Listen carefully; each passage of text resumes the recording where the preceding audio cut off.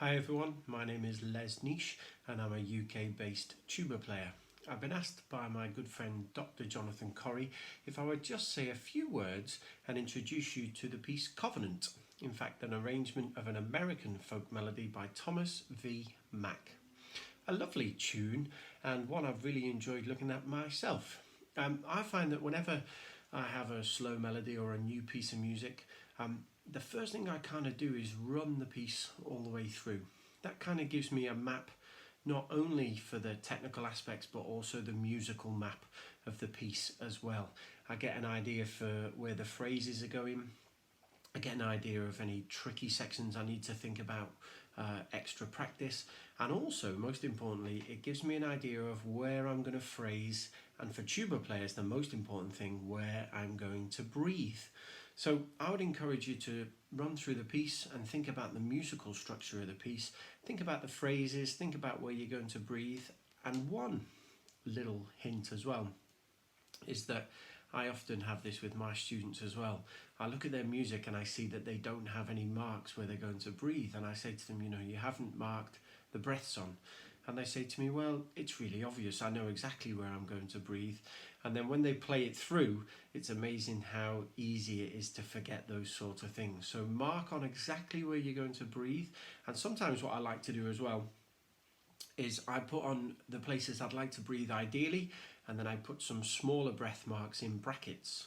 And they kind of just give me little kind of get out clauses in case I need to take any extra breaths if the dynamics maybe go louder than I'm used to practicing. But in general, I kind of try and stick to the main places where I'd like to breathe.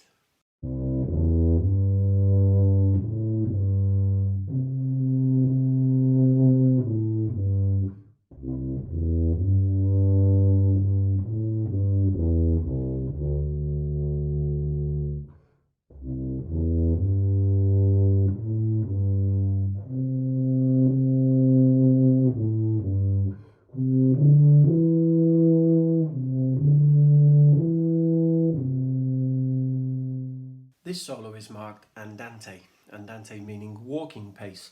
And actually, if you get the chance to look at a metronome and see what the actual beats per minute is, the range for andante, it's actually quite a wide range on the metronome, and also it's a tempo that's not too slow. So I would encourage you not to play this melody too slow, as that can also lead to problems with how you phrase and where you're going to breathe. But yeah, think of andante as a walking pace and always think of the music moving forward. Sometimes it's quite easy on the tuba, especially as we have to take huge breaths, to slow down quite a bit in the music. So make sure you're thinking of that forward momentum. And like I say, andante isn't really a slow speed. As I've mentioned, it's walking pace. So think about that when you're preparing this piece as well.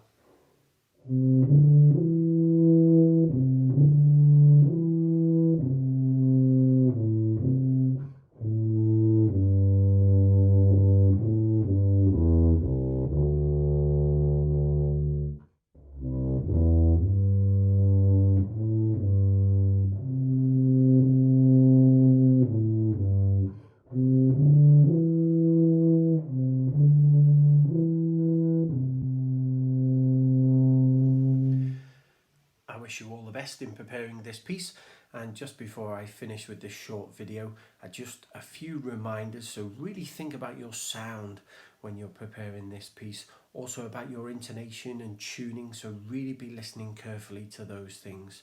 And like I say, most importantly, think about where you're going to breathe and really shape the phrases as musically as you can. All the best for your preparations, and thank you. Hi everyone.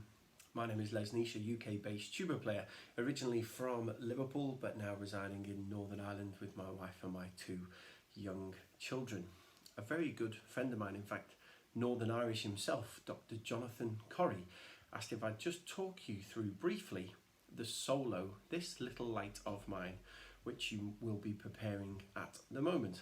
In fact, this particular melody is a popular one in our household. My son is a member of the singing company in our corps at home, and my daughter is also a fantastic singer as well, and she really likes to sing many of the songs, but this is one of our favourites that gets sung in our household quite a lot. Light of mine, I'm gonna let it shine. This is light of mine, I'm gonna let it shine. Let it shine, let it shine, let it shine. So the opening of this work is a bright and breezy melody, and it's important that you try and convey that in your playing. So use the articulation as much as possible, not only to give clarity to the notes, but also to give it that bright feel.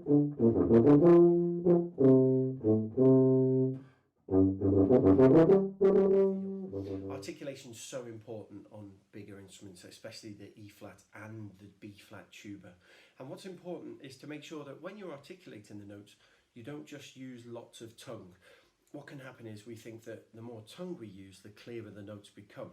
And what can happen is actually the notes get more of a front on them, but they lose some of the pitch. So make sure when you're articulating the notes, we have a little bit of tongue, but most importantly, we have lots of air to make sure we get a good quality sound and a good pitch to all of the notes.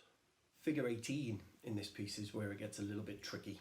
We have some technical aspects there, and we'll have to work hard to make sure that the fingers and the tongue and the airstream all coordinate at the same time. Whenever you have quick notes to play, like at figure 18, when you have the triplet semiquavers, try and aim for as much clarity as you can in those notes.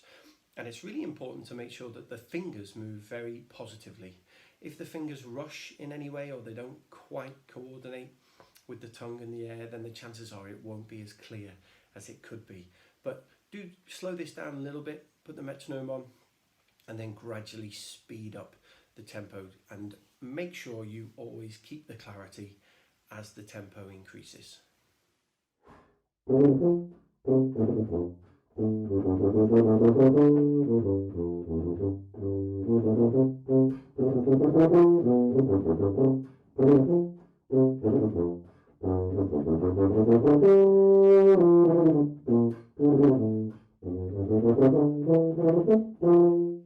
Figure 30 moves into the lower register for our instrument, so just make sure here that we don't slow down too much. It's quite a common thing for tuba players to go low and then maybe get a little bit slower. So just make sure that you keep the tempo and you keep the energy in the low register of the instrument. In my mind, I kind of think that the amount of energy I give to the airflow in the middle register should be doubled when we move into the lower register. Figure 47 with an Italian marking that means alluring, and this short section gives you a chance just to showcase your sound and your lyrical playing. Just do your best here to shape the phrase as beautifully as you can and offer a contrast in your sound and also the articulation that will have been heard in the earlier parts of the piece. We now move to the final section and the coda of the piece, and you'll notice that it's just a shade quicker in tempo than the opening material that you've played already. So try and show that with a slightly brisker and brighter tempo and feel as we come towards the end of the piece. Make sure we have a little bit left in the tank to show that fortissimo dynamic before the end, and then just enjoy those final 4 notes in the adagio. I really hope you enjoyed preparing this really popular piece. Like I say, it's incredibly popular in my household, this tune, and I wish you all the best.